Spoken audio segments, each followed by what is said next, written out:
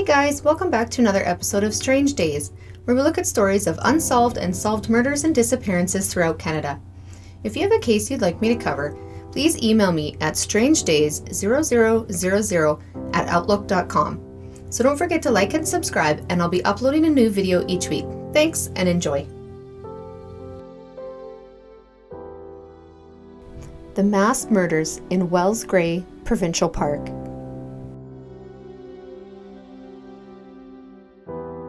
In August of 1982, Bob Johnson, who was 44, and his wife Jackie, 41, along with their two daughters, Janet, who was 13, and Karen, 11, accompanied their grandparents, George Bentley, who was 66, and Edith Bentley, who was 59, on a 2-week-long camping trip into the Wells Gray Provincial Park in British Columbia. The family was last heard from on August 6, 1982.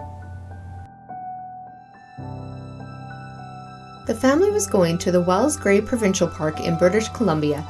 The park is 478 kilometers northeast of Vancouver, BC.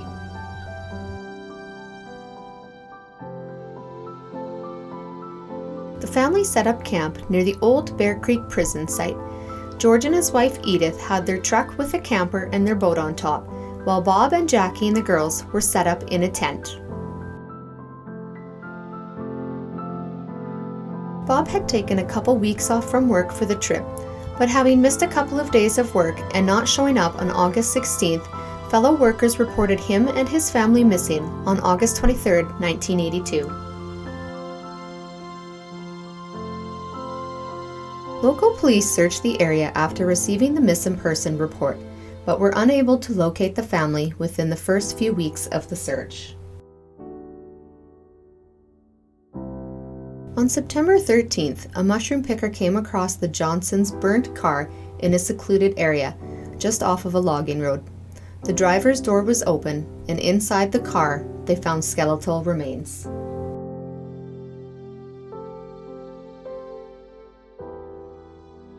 Police discovered the remains of 4 adults, and they were confirmed to be that of Bob, Jackie, along with George and Edith. Upon opening the trunk, they discovered 2 more bodies, being that of Janet and Karen. It was determined that both Janet and Karen had died from gunshot wounds to the head from a .22 caliber gun.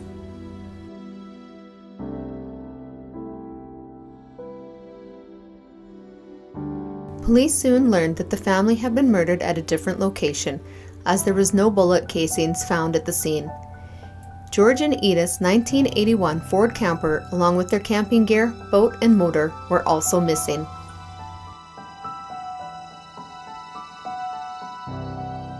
Police turned to the media to spread the word of the description of the missing camper. Police then got a tip from a park ranger who believed he had seen the camper a few weeks back, parked at Bear Creek. More tips came in to confirm that sighting.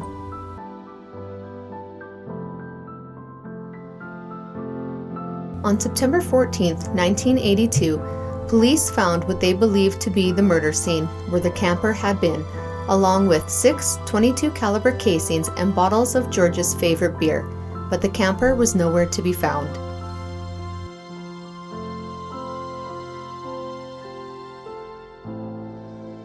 RCMP then brought in helicopters and search dogs to help locate the Bentley's truck and camper. However, police turned up nothing during the search.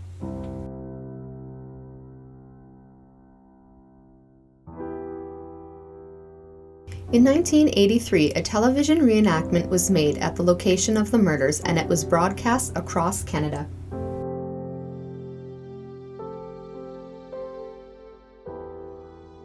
The police also created a replica of George and Edith's 1981 Ford truck and camper, including the boat on the roof.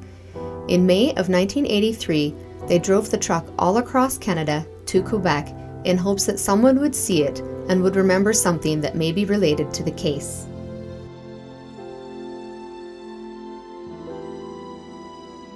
More than 13,000 tips came in, with 300 of those stating that the camper had been seen across Canada.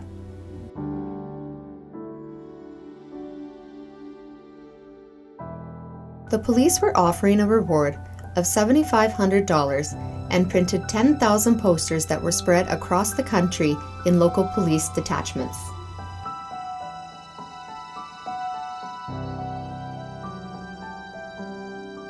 A tip came in stating that a camper, just like the Bentleys, was in North Battleford, Saskatchewan, being driven by two French-Canadian men. This information proved to be false.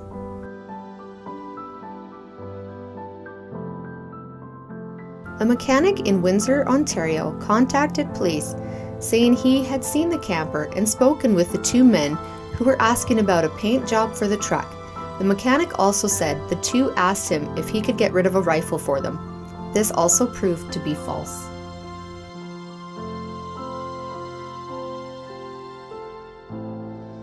"14 months after the murders took place, on October 18, 1983, the camper was found by forest rangers on Trophy Mountain, 30 kilometers from where the victims were found in the burned car and 20 kilometers from the site of the murders.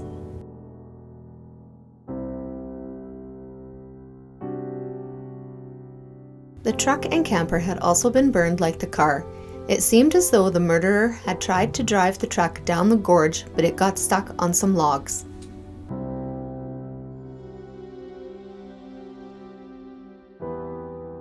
The police believed the murderer to be local, as the murderer had disposed of the truck down a hill from a remote side road that would only be known to someone from the area.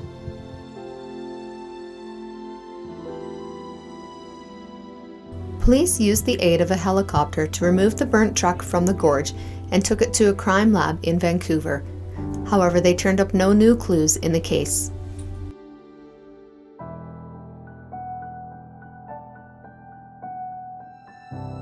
Police received a tip about a local 23-year-old named David Shearing. David had previously been booked on assault, DUI, and drug possession charges.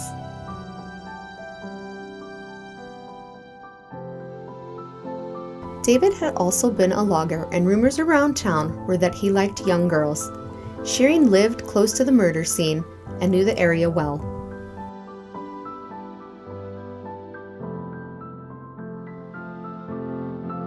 RCMP were quick to locate David north of Kamloops in Tumbler Ridge, where David was to appear in court for stolen property charges.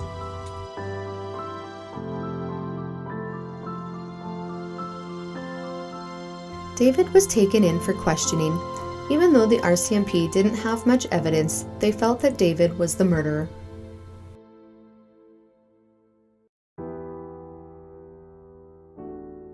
Even though David had troubles with the law, he came from a respectable family. David's brother was a sheriff, and his father had been a prison guard.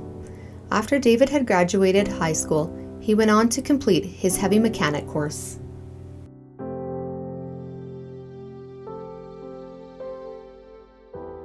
While talking with the police, David implicated himself by naming the murder site. Police had never released this information. Soon after, David confessed to the murders.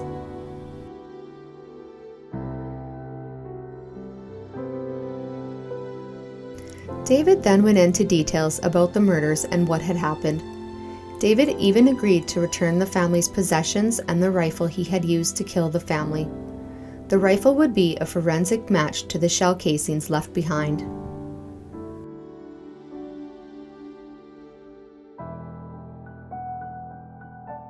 Shearing stated that on August 10th he was watching the family at their campsite. David said he then shot George and Edith along with Bob and Jackie while they were sitting around the campfire. He then claimed to shoot Janet and Karen while they were asleep in the tent.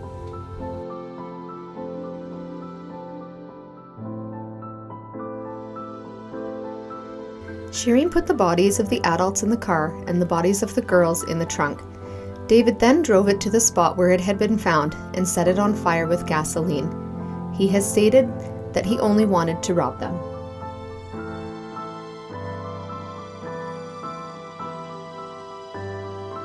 David said he then returned to the campsite and cleaned up.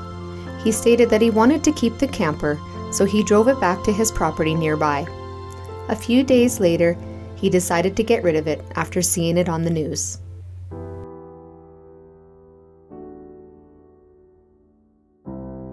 Police later recovered the stolen items, to which most of the items had been at David's parents' ranch.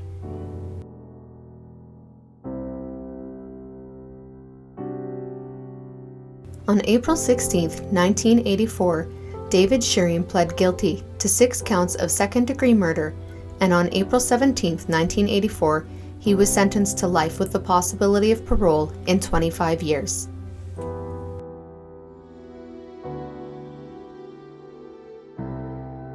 This was the first time in Canadian history that this sentence had been handed out.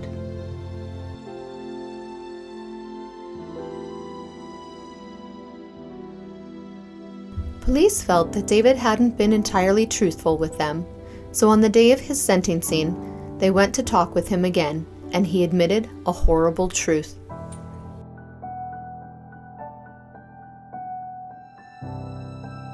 David said he had been watching the family for several days, with a dark fantasy playing out in his mind.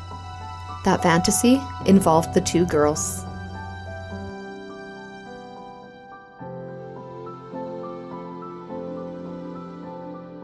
David admitted that on that fateful day, he walked into the family's camp and shot Bob, Jackie, George, and Edith.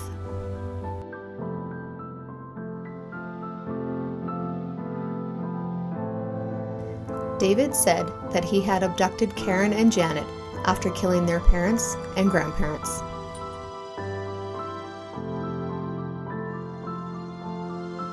David had kept the girls alive for a week at a small fishing cabin.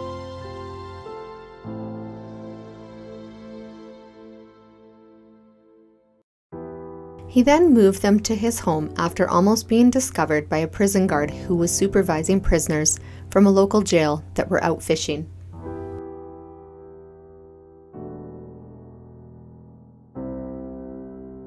The guard had come to the cabin to let Shearing know they were there and not to be alarmed.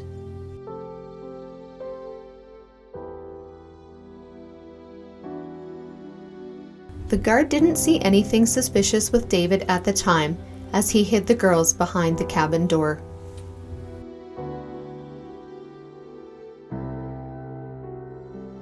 The next day, David had moved the girls to his home. He had taken them out to the woods, where he shot Karen and Janet in the back of the head.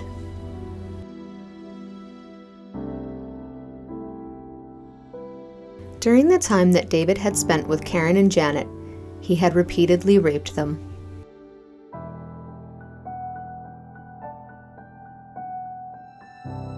David then put the girls' bodies into the trunk of the car, which he had hidden at his place, and drove it to where it would later be discovered.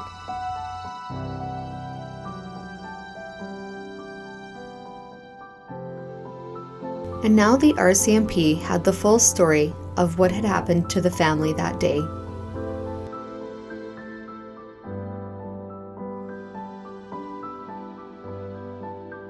David Shearing is serving a sentence at the Bowden Institute in Alberta and now goes by the name David Ennis.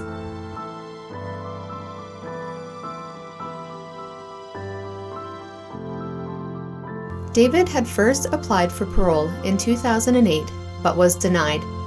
He proceeded to apply again in 2012 but was also denied. David also applied in 2014, but he later withdrew his request.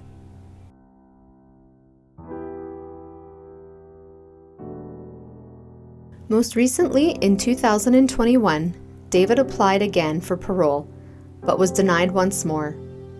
Many feel he should never be set free again.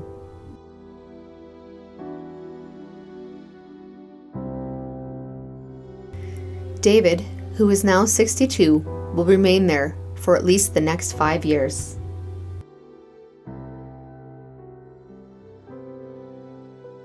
Thanks so much for watching, and don't forget to like and subscribe for more videos.